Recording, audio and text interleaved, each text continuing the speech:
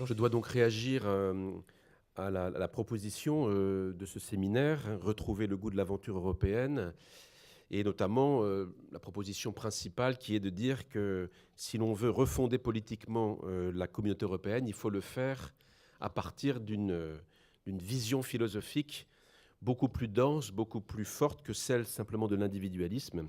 Et donc, cette proposition philosophique s'appelle personnalisme. On va en parler pendant au moins toute la matinée. Je vous propose 4 réflexions sur ce projet qui me sont venues en lisant le livre et en suivant aussi quelques séminaires. La première réflexion, c'est que l'intérêt principal de la proposition de ce séminaire, c'est de montrer que la question européenne est de nouveau une question philosophique, en fait. Elle est économique et politique, évidemment, mais elle est aussi et principalement une question philosophique et donc spirituelle.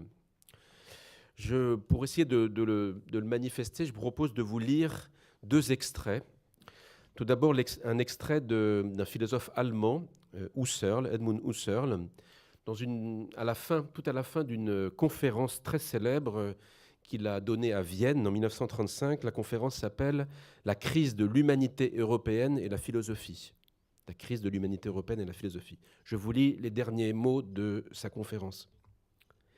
1935, vous voyez, c'est un philosophe allemand. Vous voyez à quoi est confrontée l'Allemagne à ce moment-là. Bon. Et voilà ce qu'il dit. La crise de l'existence européenne n'a que 2 issues. Soit la décadence de l'Europe, devenant étrangère à son propre sens vital et rationnel, la chute dans l'hostilité à l'esprit et dans la barbarie. Ce qu'il voyait dans son pays, évidemment, ce sont les régimes totalitaires. Donc soit la décadence de l'Europe, soit la renaissance de l'Europe.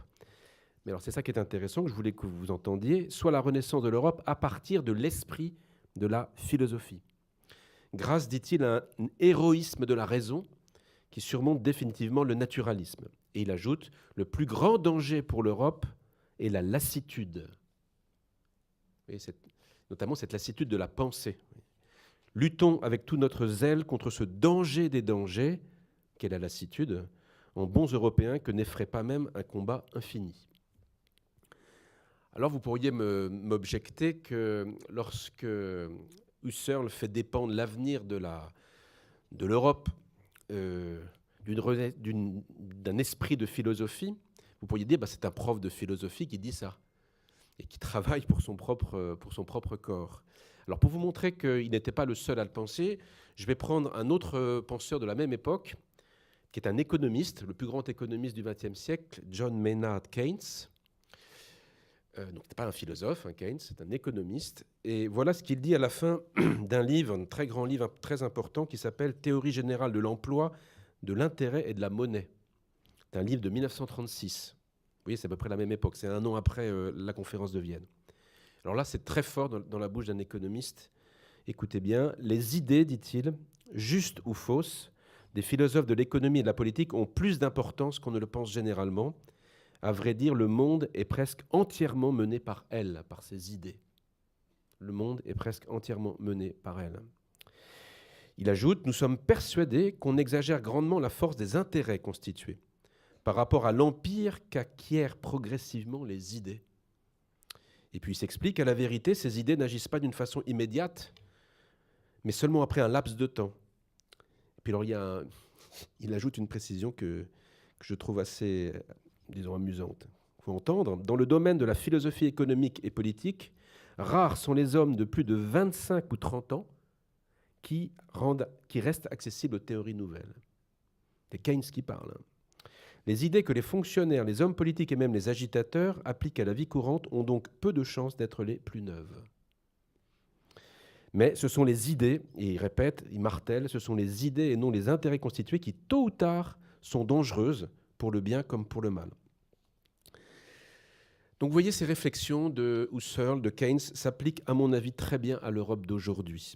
C'est-à-dire que cette question européenne, elle émerge de nouveau comme une question philosophique, vous voyez, qui engage la sphère du sens, de la raison, et qui engage aussi un combat spirituel. Dans l'Europe de 2019, d'aujourd'hui, nous ne pouvons plus faire fond sur une philosophie commune, un socle anthropologique commun, comme au moment de la fondation de la communauté européenne du charbon et de l'acier en 1952. Nous ne sommes plus seulement confrontés à des questions de justice économique et politique. Il y a de nouvelles problématiques qui émergent, qui sont d'une autre nature que les questions traditionnelles de justice, qui demeurent, mais elles ne sont plus les seules. Je pense notamment aux impacts des développements technoscientifiques, aux biotechnologies. Je pense aussi à ce que nous appelons la transition écologique, à la modification du rapport de l'homme à la Terre. Beaucoup de choses qui engagent, si vous voulez, un renouvellement, qui appellent un renouvellement philosophique. Bref, vous voyez, l'avenir de l'Europe, et c'était mon premier point, est suspendu pour le meilleur ou pour le pire à la confrontation des idées qui traversent ses citoyens et à l'issue de ces confrontations. Ça, c'est la première réflexion. Deuxième réflexion, je voudrais vous montrer qu'on vérifie ce point-là, l'enjeu philosophique de l'aventure européenne. On vérifie ce point si on réfléchit à ce qui a mis en crise l'adhésion à l'Union européenne ou l'attachement des citoyens européens à cette union. Je voudrais retenir simplement une double désorientation et que nous méditions sur ce qui est en jeu. La première désorientation des citoyens que nous sommes, elle touche effectivement directement au monde des idées, à la sphère des idées. C'est que l'idée directrice de la communauté européenne s'est progressivement concentrée sur un mode d'organisation de l'économie et sur un mode très particulier qui est l'extension mondiale d'une logique de marché. Et cette idée directrice, après avoir apporté une augmentation significative des richesses et des biens, dont beaucoup ont profité, cette idée-là, elle est devenue peu à peu problématique, en fait. Elle est devenue problématique en raison des inégalités persistantes ou des nouvelles inégalités qui ont été engendrées. Elle est aussi problématique parce que même chez ceux qui profitent de cette prospérité, de tous ces biens du marché commun, il y a un sentiment de mal-être. En fait, il y a un moment où finalement la croissance de la richesse n'apporte plus une croissance de bien-être, mais au contraire fait grandir un sentiment de mal-être. Et puis, je pense en dernier à la destruction des écosystèmes que ce mode d'économie engendre. Donc cette idée directrice, elle est non seulement devenue problématique, mais en plus, elle se montre maintenant insuffisante à stimuler et à fédérer les énergies individuelles, collectives, nationales, pour faire face aux nouveaux défis. Elle n'est pas assez forte, cette idée directrice, pour que nous puissions affronter les nouveaux défis.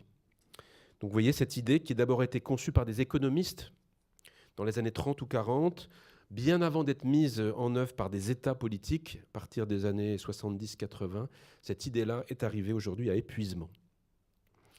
Et la deuxième désorientation qui éloigne les citoyens européens du projet européen, elle va vous paraître peut-être moins idéologique ou philosophique au départ, mais en fait, si on y réfléchit bien, j'essaierai de le montrer, en fait, elle est aussi philosophique et spirituelle. Cette deuxième désorientation, je pense ici aux crises migratoires en Europe. Cette désorientation politique due aux flux migratoires, elle a d'abord été nationale. Je crois qu'en France, depuis au moins 30 ans, ces questions débouchent dans la sphère publique et le débat politique. Mais ensuite, cette désorientation politique due aux crises migratoires, elle a atteint aussi le projet européen. Je pense que c'est plus récent, mais s'il y a des historiens qui peuvent affiner ma compréhension, j'en serais très heureux. Mais dans ma mémoire, la première fois où je me suis rendu compte que les questions migratoires étaient en train vraiment de faire bouger le socle européen, c'est en 2011. Vous savez, c'est le moment où la Libye est déstabilisée. Et en mars 2011, la France a décidé de renvoyer 2800 Tunisiens sans papier en Italie, en se prévalant d'un accord franco-italien de 1997, autorisant justement la France à refouler les migrants vers leur pays d'accueil à l'intérieur de l'espace Schengen. Et donc je me suis rendu compte que cette question-là était en train d'affecter la relation entre la France et l'Italie. Mais peut-être qu'il y a des choses encore plus précoces. Donc je pense à cette affaire-là, et puis je pense au chaos terrible en Syrie et en Irak à partir de 2011, puis 2013, etc. etc. Donc il y a aujourd'hui un débat crucial au sujet des politiques d'émigration qui déstabilisent la construction européenne.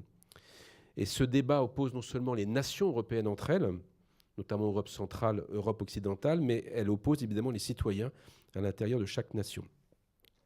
Mais ce débat politique, qui est sérieux, est sous-tendu en fait par un débat philosophique. Par un questionnement philosophique. Je pense d'abord, mais pas seulement, à la dignité des migrants, à la dignité de personne humaine de chaque migrant, mais je pense peut-être plus profondément à l'articulation à laquelle je vais venir entre les individus et les communautés. Ça, c'est un véritable problème de pensée, c'est un problème philosophique d'articuler individus et communautés, et l'individualisme philosophique ne permet pas justement de mener cette articulation. Et c'est à ce moment-là que la question du personnalisme peut devenir effectivement extrêmement éclairante. Et apporter vraiment, alors là, de la lumière, de la force pour essayer de surmonter ces difficultés. D'où une troisième réaction, une troisième réflexion que je vous propose. Bon, très bien, le personnalisme, mais quel personnalisme ? Alors oui, je souscris à la proposition de notre séminaire, pas parce que je suis le directeur du pôle et que je dois faire preuve de solidarité, mais parce que j'y crois vraiment. Oui, à une vision personnaliste pour essayer de refonder le projet européen. Mais à condition d'ajouter immédiatement que la dignité des personnes humaines se réalise concrètement dans des communautés. Donc vous voyez, un personnalisme, mais qui soit communautaire. Donc dans diverses communautés d'appartenance. Ces communautés d'appartenance sont comme les constituants concrets de la personne.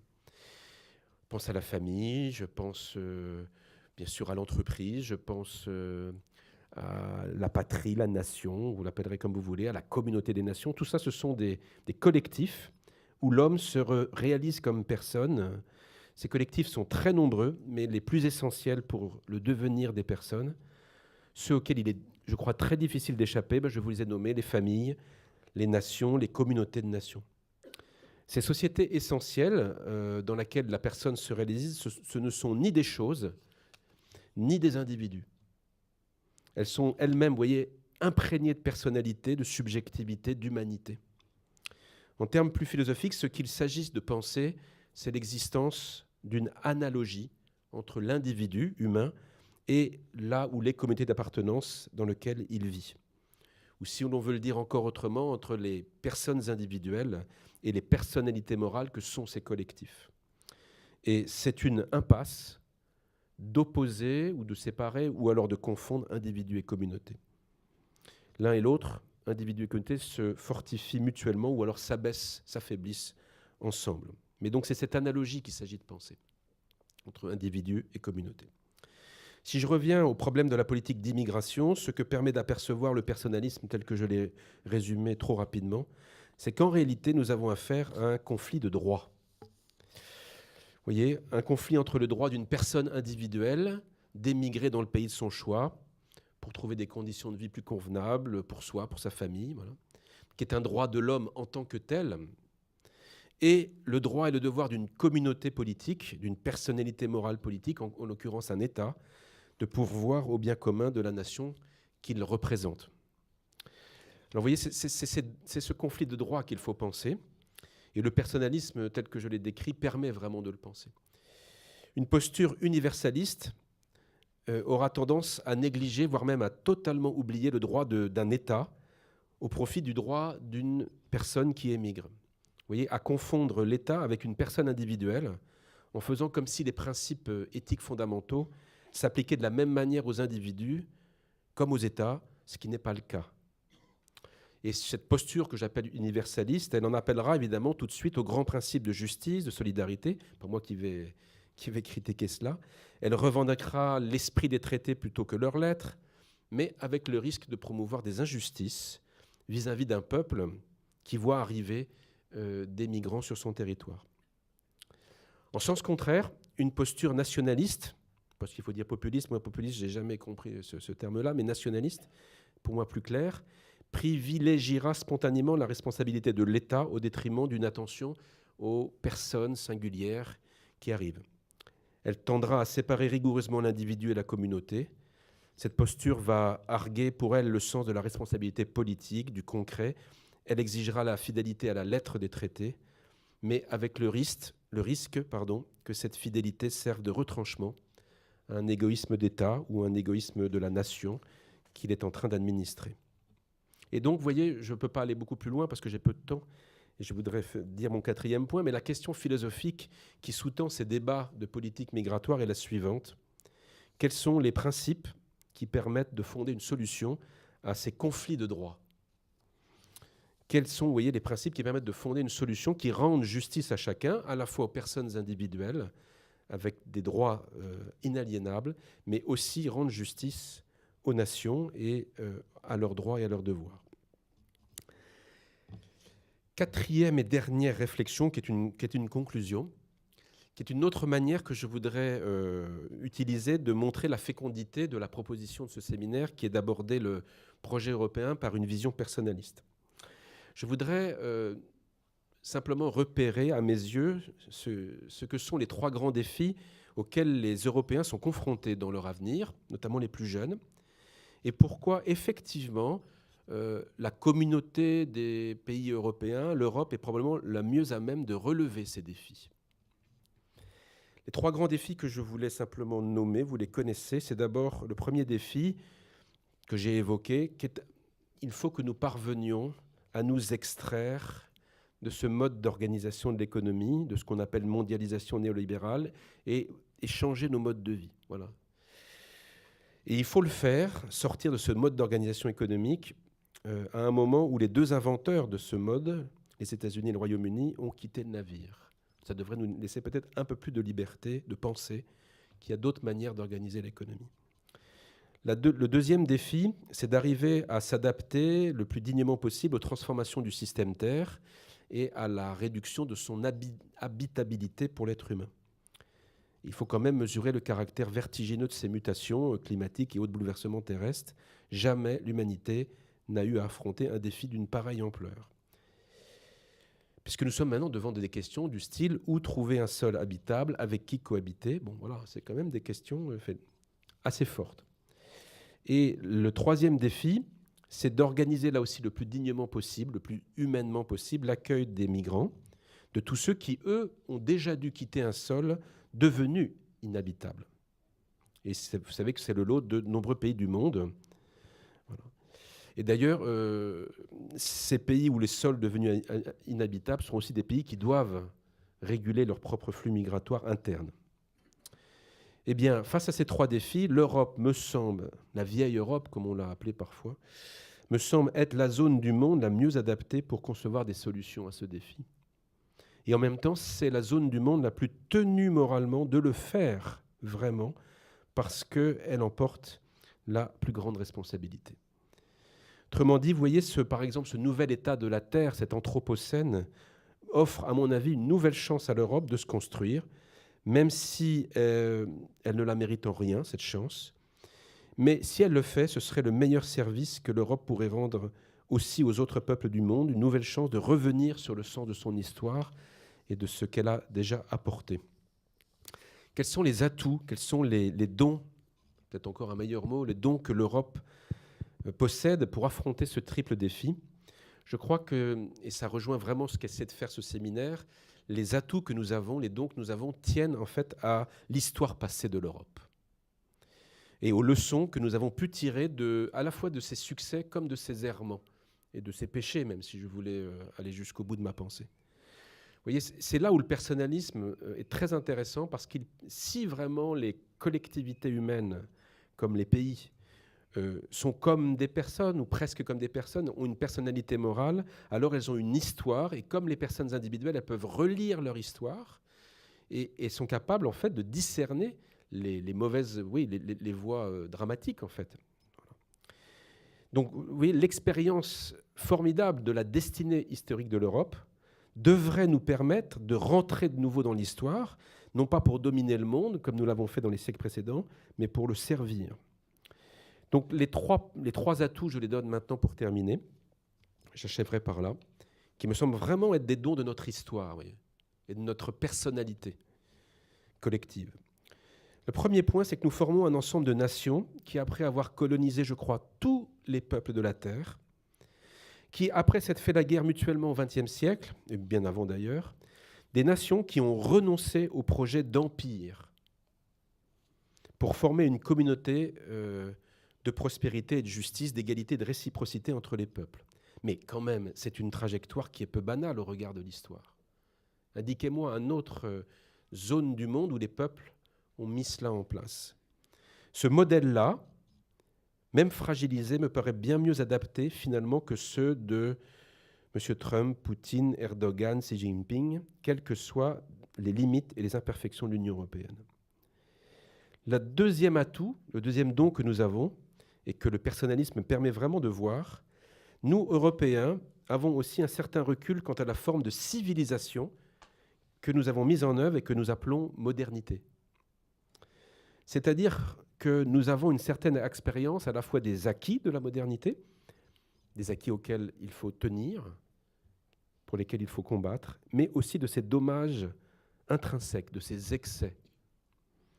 Bref, j'espère que nous sommes capables, par un examen de conscience sur nous-mêmes et par contact avec d'autres formes de civilisation sur la Terre, nous sommes capables d'une modernité qu'on pourrait dire réflexive ou modérée ou mesurée. Nous devrions être capables d'être autrement modernes ou modérément modernes. Voilà. Et cette modernité réflexive, elle est un atout, je crois, pour apprendre à vivre dans un monde plus chaotique qu'en 1950. Et le troisième atout, le troisième don, qui est très mystérieux d'une certaine manière et paradoxal, nous disposons encore d'une série d'écosystèmes qui n'ont pas été totalement ravagés. Nous avons encore des terres fertiles, nous avons une campagne habitable, nous avons des paysages préservés. Vous voyez, à mon avis, ça c'est vraiment le paradoxe de notre situation, la situation de l'Europe dans le monde. Et c'est ça qui est le comble d'ailleurs de l'injustice climatique. C'est nous qui souffrons le moins des dégradations dont nous sommes les premiers déclencheurs. Nous ne sommes pas les seuls, mais nous sommes les premiers déclencheurs. Cette richesse de sol, d'écosystèmes, redouble notre responsabilité de concevoir des solutions véritables, justes, humaines, aux trois défis que j'ai rappelés.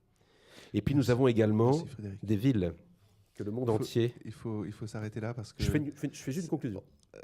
Très brève. Vous allez voir, 1 minute. Merci. Et nous avons des villes, voilà, que le monde entier nous envie. Voilà. Et qui sont des modèles, à mon avis, à approfondir.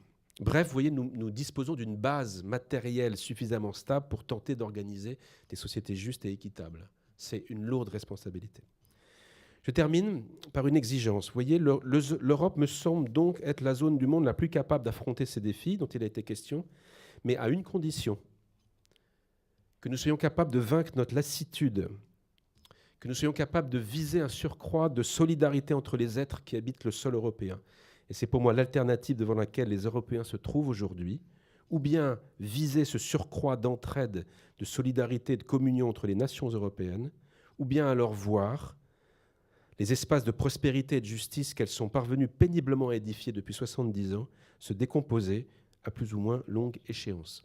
Je vous remercie.